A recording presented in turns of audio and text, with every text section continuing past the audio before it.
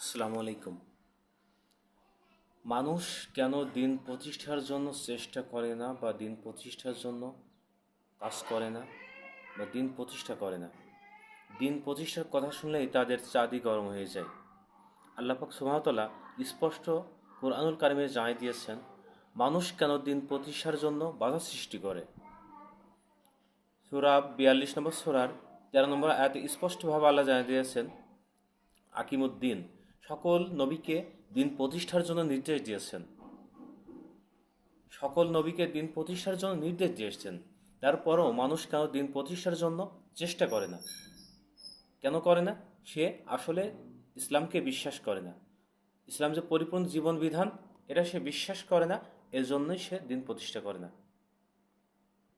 সূরা কিয়ামার ৩১ নম্বর আয়াতে আল্লাহ পাক সুবহানাহু ওয়া তাআলা স্পষ্ট জানিয়ে দিলেন মানুষ নামাজ পড়ে না কেন?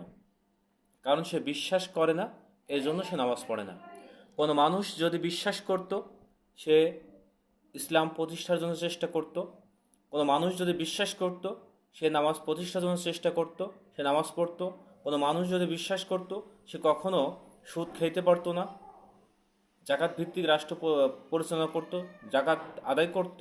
কোনো মানুষ যদি বিশ্বাস করত ইসলাম পরিপূর্ণ জীবন বিধান, সে ইসলামিক অর্থনৈতিক ব্যবস্থা প্রতিষ্ঠা করত। সে মানুষ যদি বিশ্বাস করত যে আল্লাহ পাক সুবহানাহু ওয়া তাআলা যে বিধান দিয়েছেন, যে আইন দিয়েছেন, যে নিয়ম দিয়েছেন, যে নীতি দিয়েছেন সেটা প্রতিষ্ঠা করতে হবে, তাহলেই ঈমান আসবে।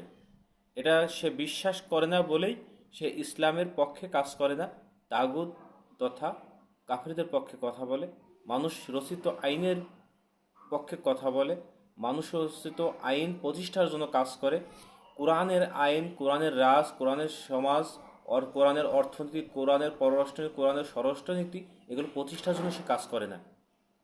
যদি মানুষ জানতো যে কোরআনের বাইরে যে কোনো কিছু করলে তার ঈমান থাকবে না, তাহলে সে কখনোই এইটা করতো না। কারণ সে বিশ্বাসই করে নাই ইসলাম পরিপূর্ণ জীবন বিধান, ইন্না দীনা ইনদাল্লাহিল ইসলাম, এই আয়াতটা সে বিশ্বাসই করে নাই। এই জন্য সে ইসলাম প্রতিষ্ঠার জন্য, ইসলামী রাজ প্রতিষ্ঠার জন্য, ইসলামী অর্থনীতি প্রতিষ্ঠার জন্য, ইসলামী সমাজনীতি প্রতিষ্ঠার জন্য, এক কথায় ইসলামের দিন প্রতিষ্ঠার জন্য সে চেষ্টা করে না, বরং সে বাধা সৃষ্টি করে, কারণ সে বিশ্বাস করে না। আপনি কুরআনুল কারিমের সূরাগুলোর ভিতরে পাবেন মক্কা এবং মাদিনী সূরা। মক্কা যে সূরাগুলো নাজিল হয়েছে, মক্কা জীবনের সূরাগুলো নাজিল হয়েছে, সেই সূরাগুলো একটা আয়াতও আপনি পাবেন না ইয়া আইয়ুহাল্লাযিনা, ইয়া আইয়ুহাল্লাযিনা একটা আয়াতও পাবেন না। পাবেন শুধু ইয়া আইয়ুহান নাস। আল্লাহ বলছে হে মানুষেরা। মক্কা জীবনে কিন্তু সাহাবী, মেন যে সাহাবীগুলো সবাই ছিল, তারপরও আল্লাহ তাআলা কেন ইয়া আইয়ুহাল্লাযিনা নাজিল করলেন না, ইয়া আইয়ুহান নাস নাজিল করলেন? যখন মক্কা থেকে মদিনায় রাসূল সাল্লাল্লাহু আলাইহি সাল্লাম গেলেন, ইসলামী রাষ্ট্র প্রতিষ্ঠা করলেন, তখন নাজিল হলো ইয়া আইয়ুহাল্লাযিনা, হে ঈমানদাররা বলে তখন আল্লাহ তাআলা ডাকলেন। তাহলে মক্কা জীবনে কেন ডাকলেন না? মদিনার জীবনে ডাকলেন না, মক্কা জীবনে কেন ডাকলেন না? কারণ মক্কা জীবনে ওই সাহাবীরা, মেন যে সাহাবী আবু বকর, ওমর, উসমান, আলী বা অন্যান্য সাহাবীরা, নবী সাল্লাল্লাহু আলাইহি সাল্লাম সহ সবাই ইমানের যে মূল দায়িত্ব, ইমান যে আনতে হবে, এটা তারা বিশ্বাস করতো, কিন্তু পরিপূর্ণ ইমান তারা আনতে পারে নাই। এজন্য আল্লাহ তাআলা তাদের ইমানদার হিসাবে রাখি নাই। এই জন্য কোরআনুল কারিমে মক্কা জীবনের সূরায় একটাও ইমানদার হিসাবে রাখি নাই, শুধু মানুষ হিসাবে রাখছে। হে মানুষরা, তোমরা এইটা করো, এইটা করো, এইটা করলে এইটা হবে, এইটা করলে এইটা হবে, এভাবে ডাকিয়েছেন, বলেছেন। তো যখন মদিনায় যে রাষ্ট্র প্রতিষ্ঠা হলো, তারপরে হে ইমানদারেরা বলে আল্লাহ তাআলা ঘোষণা দিলেন। তাহলে আমরা কি বুঝতে পারি? যে যতক্ষণ পর্যন্ত ইসলামী রাষ্ট্র প্রতিষ্ঠিত না হয়, ইসলামী নিয়মকানুন প্রতিষ্ঠিত না হয়, ততক্ষণ পর্যন্ত মানুষ ইমানদার হিসাবে কখনো ঘোষণা দিতে পারে না। আপনি ইমানদার হিসাবে দাবি করলেন, ইসলামের বাইরে মানুষ রচিত আইন আপনি পালন করলেন, লালন করলেন, ধারণ করলেন, প্রতিষ্ঠা করলেন, ইসলামী আইন আপনার পছন্দ হইল না, তাহলে কী হলো? আল্লাহ তাআলা স্পষ্ট কুরআনুল কারিমে সূরা মাইদা ৪৪ নম্বর আয়াতে বলেছেন, আল্লাহর বিধান অনুযায়ী যারা ফয়সালা করে না তারাই কাফের। এখন আপনার সিদ্ধান্ত নিতে হবে, আপনি কি ইসলামের পক্ষে থাকবেন নাকি মানব রচিত বিধানের পক্ষে থাকবেন, সেটা প্রতিষ্ঠার চেষ্টা করবেন, নাকি ইসলাম প্রতিষ্ঠার চেষ্টা করবেন।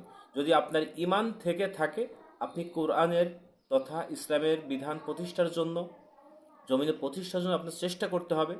সূরা 42 নম্বর সূরা 13 নম্বর আয়াতটা পড়বেন, মায়েদার 44 নম্বর আয়াত পড়বেন।